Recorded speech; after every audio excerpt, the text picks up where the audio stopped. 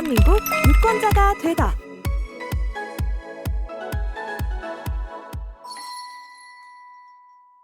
나는 새내기 유권자.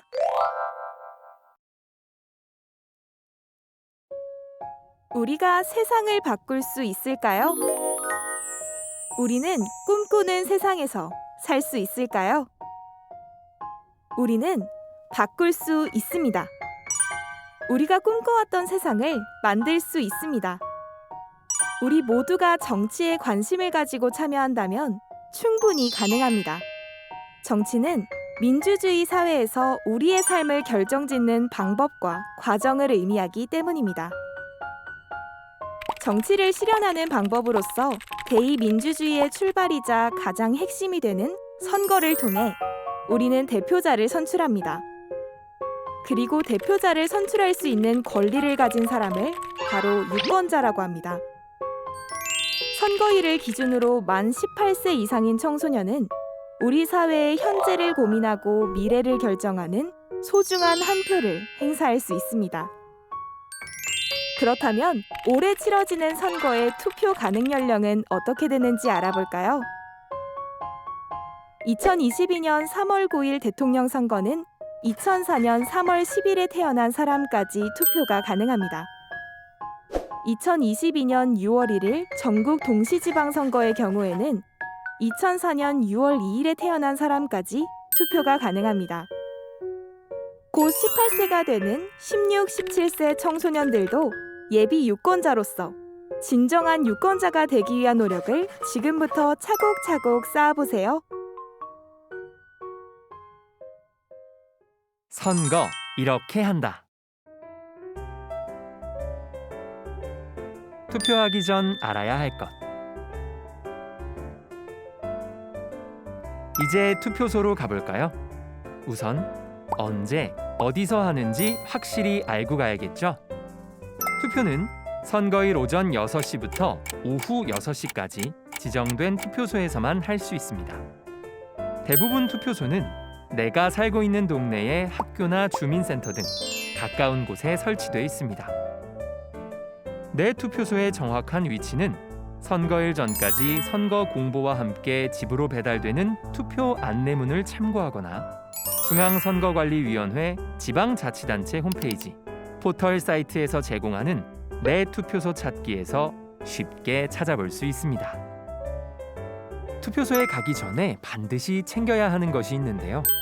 바로 신분증입니다. 투표소에서 본인 확인용으로 인정되는 신분증에는 어떤 것들이 있을까요? 주민등록증, 학생증, 청소년증, 여권, 운전면허증, 심지어 생활기록부까지 관공서 또는 공공기관이 발행하고 생년월일이 기재돼 있으며 사진이 붙어 있어 본인임을 확인할 수 있는 신분증명서는 모두 가능합니다. 모바일 운전면허증과 모바일 학생증 등도 신분증으로 인정되지만 신분증을 촬영하거나 화면을 캡처한 이미지는 인정되지 않습니다. 투표 과정. 투표소까지 잘 찾아왔다면 투표소에서 투표하는 방법을 살펴볼까요? 우선 투표소에 입장해서 본인 확인을 위한 신분증을 제시합니다. 그리고 본인의 이름과 주소가 적힌 선거인 명부에 이름을 쓰거나 도장을 찍어 본인 확인을 한 후 투표용지를 받게 됩니다. 보통 투표소에는 기표소가 여러 개 설치되어 있는데 차례를 기다려 기표소로 가면 됩니다. 만약 앞 사람이 기표소에서 투표하고 있다면 약간 떨어져서 기다려주는 센스를 발휘해주면 좋겠죠? 기표소에 들어가 투표용지에 기표를 한 다음 기표한 내용이 보이지 않게 투표지를 접어 투표함에 넣으면 됩니다. 투표소 안에서 주의해야 할 사항이 있는데요. 친구나 부모님과 투표소에 함께 갔더라도 기표소에는 혼자 들어가서 기표해야 합니다. 다만 시각 또는 신체 장애로 혼자 기표할 수 없는 선거인은 다른 사람의 도움을 받을 수 있습니다. 투표소 안에서 큰 소리를 내는 등 다른 사람들의 투표에 방해가 되는 행동은 하지 말아야 합니다. 코로나19와 같은 감염병이 전국에 확산된 경우에는 마스크 쓰기, 손 위생 신경 쓰기, 주변 사람과 간격 두기 등 방역 수칙도 철저히 지켜야 합니다. 올바르게 투표하기. 소중한 한 표를 행사하고도 내 의사가 무효가 되어서는 안 되겠죠. 따라서 올바른 투표 방법을 숙지하고 이를 잘 따르는 것이 중요합니다. 투표를 할 때는 반드시 기표소에 배치된 투표 전용 도장으로 찍어야 합니다. 펜이나 다른 도장으로 표시하면 무효! 투표 용지마다 투표 도장은 반드시 한 번만 찍어야 합니다. 여러 후보자나 정당의 투표 도장을 찍으면 이 역시 무효! 투표 도장은 기표칸 안에 찍어야 하며 어느 기표칸에도 찍지 않으면 무효가 됩니다. 또한 투표소나 기표소 안에서 사진을 찍으면 안 됩니다. 투표 인증샷은 투표소 입구 등에 설치한 포토존이나 투표소 표지판을 이용합시다. 한 가지 더 기억할 점은 누군가가 투표소 앞에서 어느 후보자 또는 어느 정당에게 투표했는지를 물어보더라도 당황할 필요가 없다는 것입니다. TV, 라디오 방송국과 일간 신문사는 투표 결과를 예상하기 위해 선거일 투표소로부터 50m 밖에서 누구를 찍었는지 묻는 질문, 즉 출구 조사를 할 수 있으므로 자연스럽게 응하면 됩니다. 다만 이 경우에도 투표 마감 시각까지는 출구 조사 결과를 공개할 수 없습니다. 선거운동 나도 할 수 있다. 선거운동이란 기호 몇 번 저에게 투표해주세요. 선거 때가 되면 후보자들이 목이 터져라 외칩니다. 선거에서 당선되기 위한 행위가 바로 선거운동입니다. 선거운동의 목적은 당선입니다. 그래서 선거 때가 되면 관심과 지지를 얻기 위해 선거 벽보를 거리에 붙이고 현수막을 내겁니다. 명함을 나눠주고 유세차를 타고 거리를 돌아다니며 지지를 호소합니다. 이 모두가 선거운동입니다. 선거운동은 정당이나 후보자만 할 수 있는 것은 아닙니다. 유권자도 자신이 지지하는 정당이나 후보자를 위해 선거운동을 할 수 있는 자유를 보장받습니다. 정당이나 후보자뿐만 아니라 그 가족, 선거사무소에서 일하는 사람들, 그리고 유권자 모두 선거운동을 할 수 있는 것이죠. 단, 교사나 공무원 등 법에 따라 정치적 중립성을 지켜야 하는 사람들은 선거운동을 할 수 없습니다. 선거운동은 선거권이 있는 유권자라면 누구나 할 수 있습니다. 따라서 만 18세 새내기 유권자가 되면 선거운동을 할 수 있습니다.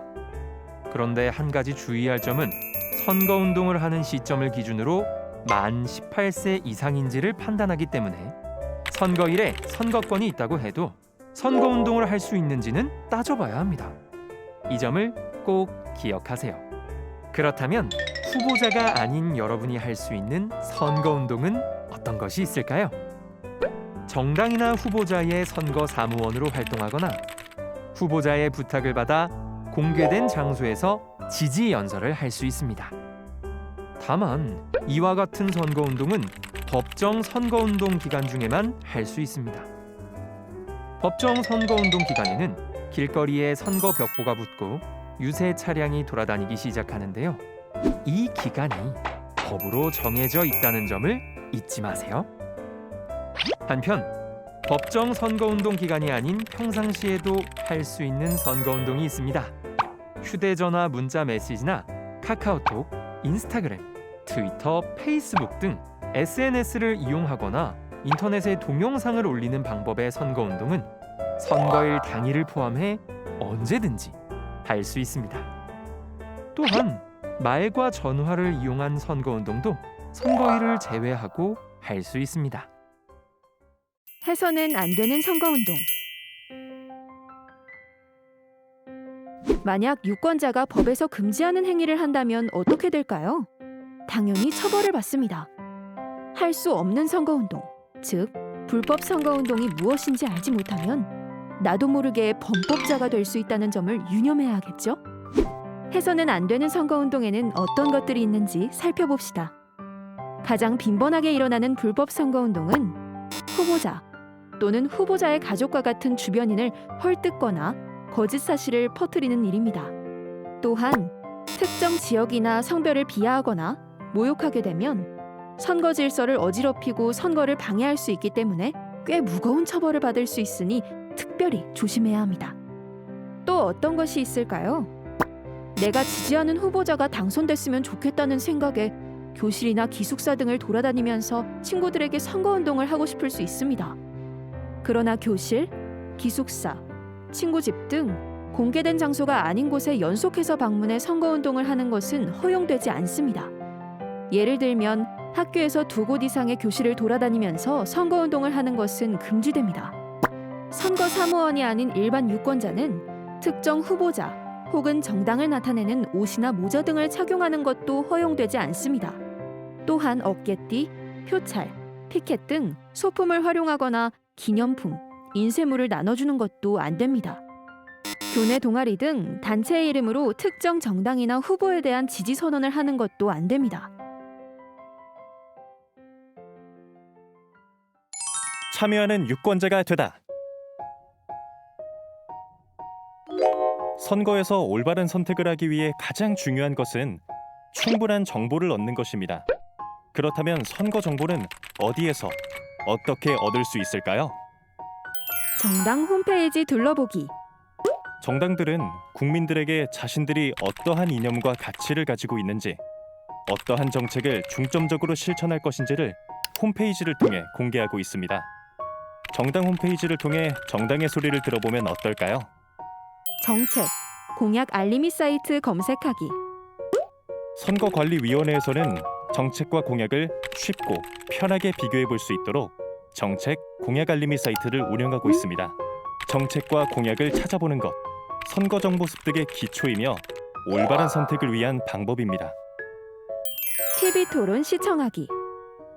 각 정당과 후보자별 정책을 일일이 살펴볼 수 없다면 TV 또는 휴대전화 등을 통해 정당과 후보자들의 토론을 시청하는 것이 어떨까요?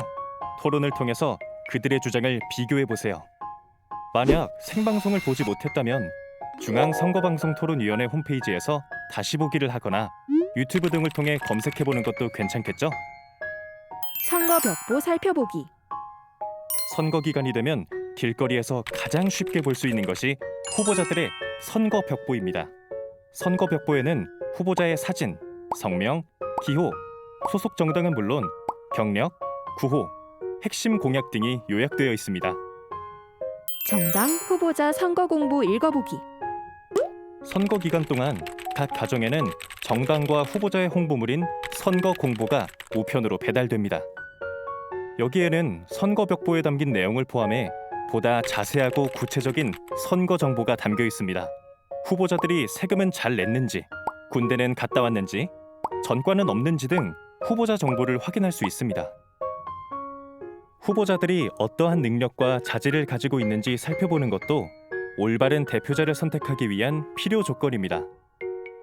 중앙선거관리위원회 홈페이지에 있는 선거 통계 시스템에 들어가 보세요. 학력이나 경력, 재산 신고액, 병역 사항, 납세 실적, 전과 기록 유무, 입후보 경력 등 후보자 정보를 쉽게 확인해 볼 수 있습니다. 선거일을 기준으로 만 18세가 되는 여러분은 이제 유권자입니다. 이제 여러분도 대한민국의 미래를 결정할 소중한 한 표를 행사해 보세요.